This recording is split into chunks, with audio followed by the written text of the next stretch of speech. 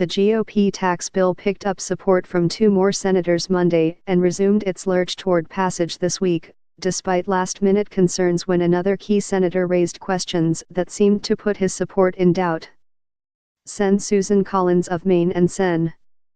Mike Lee of Utah, 2 holdouts whose votes were likely but uncertain, offered strong endorsement for the package. But Sen. Bob Corker, R10, who was the sole GOP vote against the original Senate bill and then endorsed the final package only last week, expressed concerns over the weekend about a provision that would provide tax breaks for real estate developers. Critics were quick to note that many lawmakers with sizable real estate holdings, including Corker, as well as President Donald Trump, would personally benefit from the provision.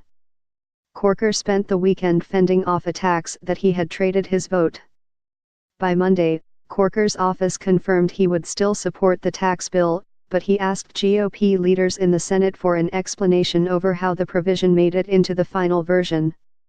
Because this issue has raised concerns, I would ask that you provide an explanation of the evolution of this provision and how it made it into the final conference report, Corker wrote Sunday in a letter to Sen. Orrin G. Hatch, R. Utah, the chairman of the Finance Committee. I think that because of many sensitivities, clarity on this issue is very important and hope that you will respond in an expeditious manner. The vote will probably be close. Sen. John McCain of Arizona, who is battling brain cancer, signaled he would miss the vote by returning home to Arizona this week.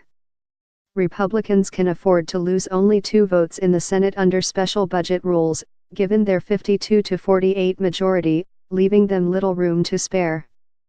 That has created an opening for opponents of the bill, who intensified their efforts to flood the Capitol phone lines and social media to pressure Republicans to halt the process.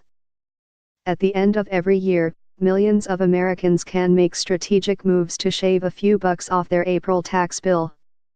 Right now, millions more should be able to get into the act, with congressional Republicans poised to pass a 503-page law that fundamentally restructures the U.S.